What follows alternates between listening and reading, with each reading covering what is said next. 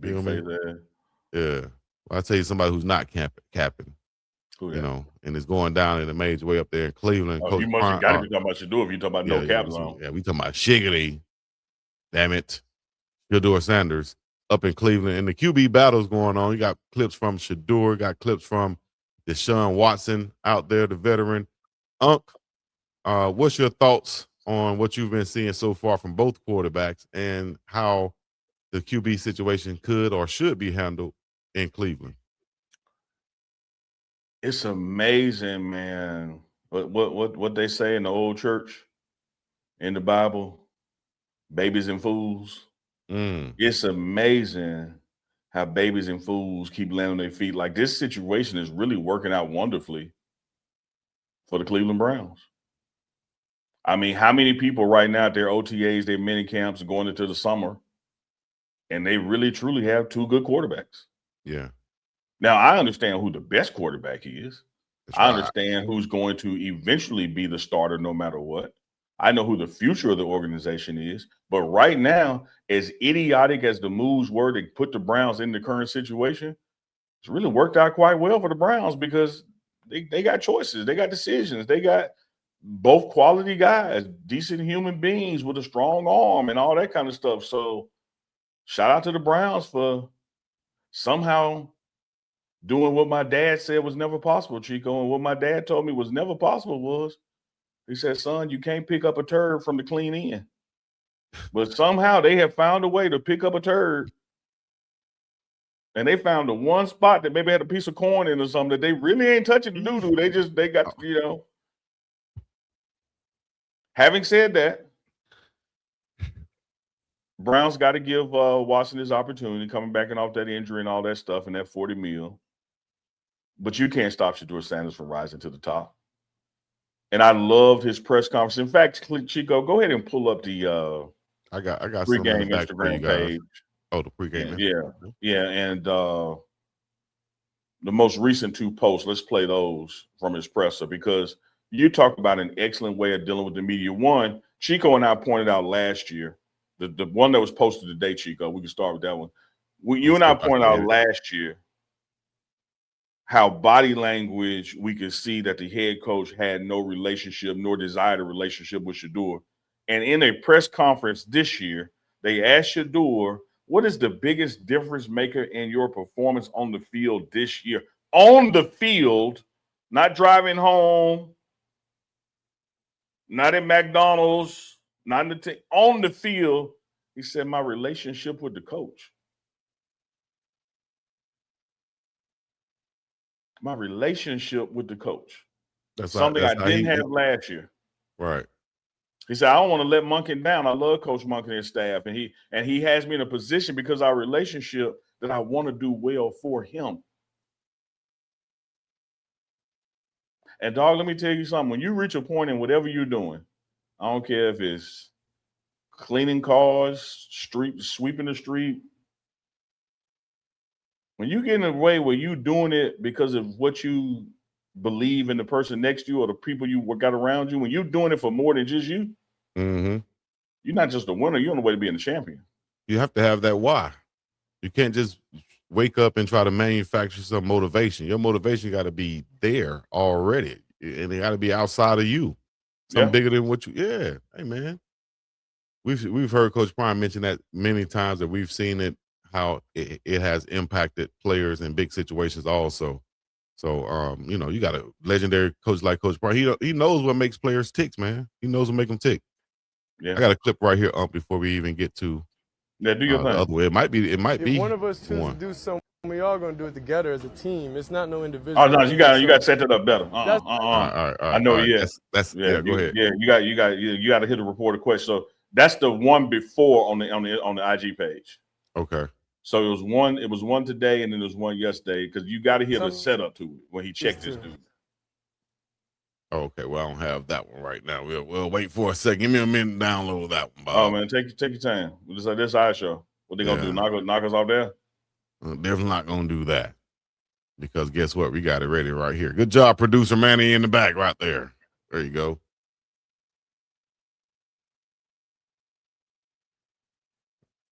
Are we good right there? Can y'all hear that? On the field as, Can't hear us as a enough. quarterback, and what's the way Todd maybe has helped you and benefited you the most in what you do on the field?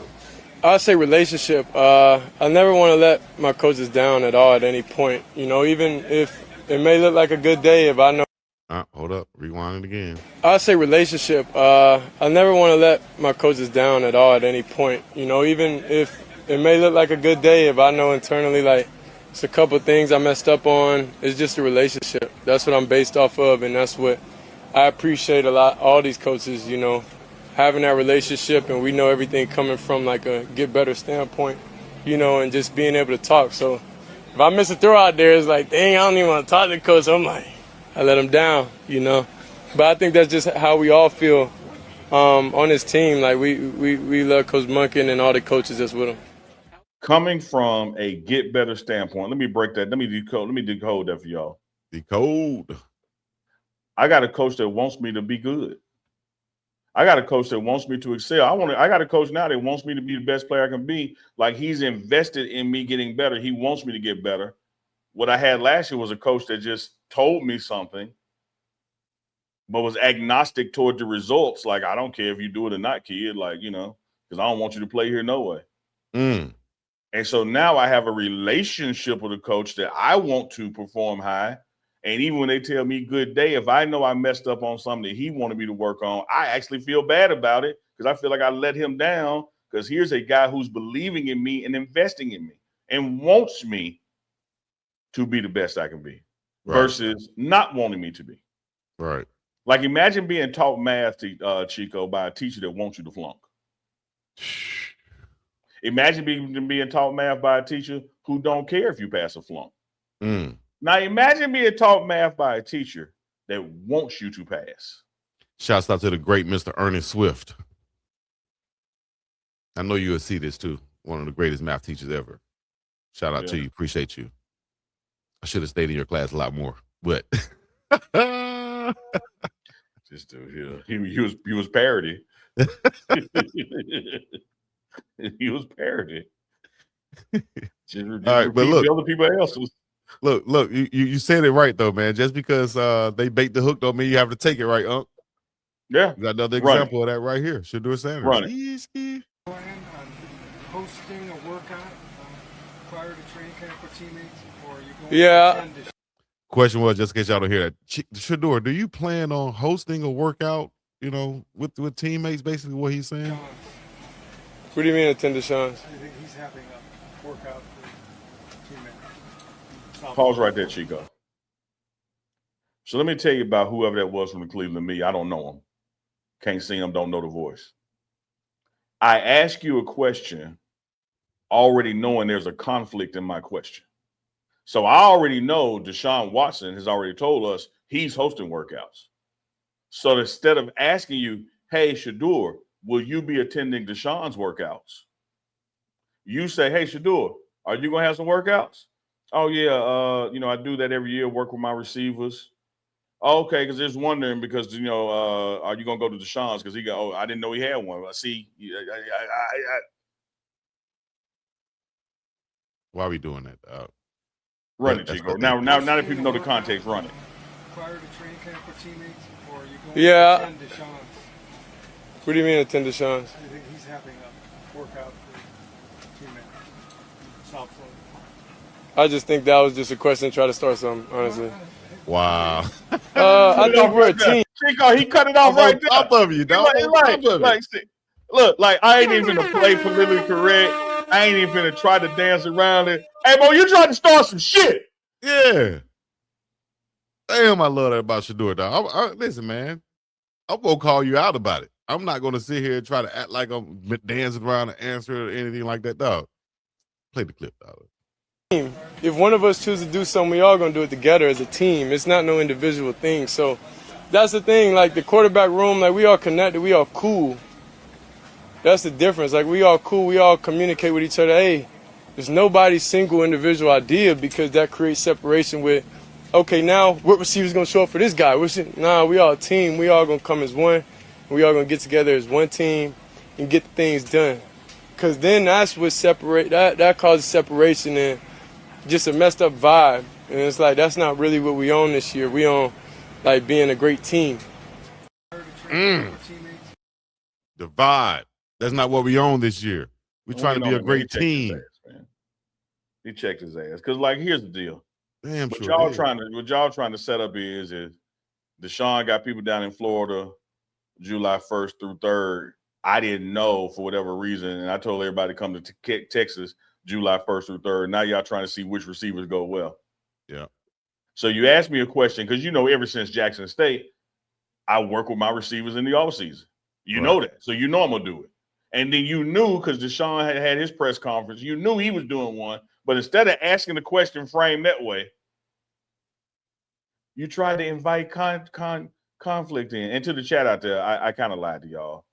I assumed who it was. I knew the name. I just ain't want to say the name on our platform. Appreciate y'all typing it, though. He gets no love here. No love. There you go. There you go. No, we right there together. He'll get a little note here. No love. Yeah. Now, if he ever say my name or Chico name on his show, we will say his name on our show. Because like Coach Prime and Shediggity, we do swing back. You ain't lying. You see us, they got awfully quiet in some other places. Church mouse. No coach can coach Shedeur Sanders harder than Deion Sanders. Coach Prime did. That's number one. Number two, no one has higher expectations for Shedeur Sanders than Shedeur Sanders. In other words, Brown is built for this. Yeah. If there's a mistake, pre-snap or whatever, he'll stop the play and make you guys reset. He coaches you up hard during practice. Just, what is that? I guess what's your view of that? How much does that help you when you have a head coach that's not afraid to set expectations in the middle of a practice like that? Seems like something familiar I was used to. It seems like a guy that I'm real familiar with. So I enjoy it. I definitely like his expectations he has for us, and it gives you no choice but to be great or to get out the way. I think it's just that simple. Just that simple, big dog. Chico, what I loved about that is I remember it happening. I've seen it. One thing about Coach Prime, I don't know what it is about his whistle, but it's his whistle. It's a million whistles out there. But some way, the way he blow his, you're like, oh, that's Prime whistle. It's gold, huh? The offense will be out there lined up, just about to snap the ball, then snap the ball. You hear Prime whistle, and Grown used to be like, kind of just spike the ball, like, man, this mofo. like, man, let's run the play first, man. Yeah. No, wait a minute, dog, what are you doing right there? Why are you right there? He ain't supposed to be right there. Yeah. And so when they asked him, the Cleveland media, hey, when Monken does that, how does it, man, I'm used to that. I've been coached like that since I picked up a ball. Mm-hmm. Detail oriented. You're not just gonna let you run the play and I see this guy, his splits are not correct out there. That's gonna mess up everything, especially when we get in the game. Who knows where his split's gonna be at then? I've seen Coach Prime, to be clear, stop the play and say, okay, everybody, offense, defense. I'm not talking about walk through like jog. I mean literally walk. Slow walk the play. I want to show y'all something. And everybody just be like inching along. All right, stop. Dog, who man is that right there? Why he open? Fix it, defense. Slow it down for y'all to see it because I see it before it even happens. I'm seeing something before y'all even snap the ball that this is deficiency in this play call. Yeah. And y'all not seeing it, so let me y'all crawl through the play. I'm going to show you something. Crawl through it. I used to love to do that. Not trying to put myself on that level, but just walk through it. And you guys will see it as it plays out. Very simple. Because I'm already seeing it, dog. And if you're not seeing it right now, I need y'all to see it right here. Because, damn, simple alignment. Alignment and assignments, dog, need to be on point. Each and every play we line up. If not, we're putting ourselves behind the 8 ball right now. What we doing? That. So what we doing? What we doing is shouting out everybody in the chat because we appreciate y'all joining us, giving you guys the breakdown of Shedeur Sanders, Coach Prime, the NBA Finals, and each and everything else that we want to talk about right now. which can be shit, the streaming that's going on outside of the finals.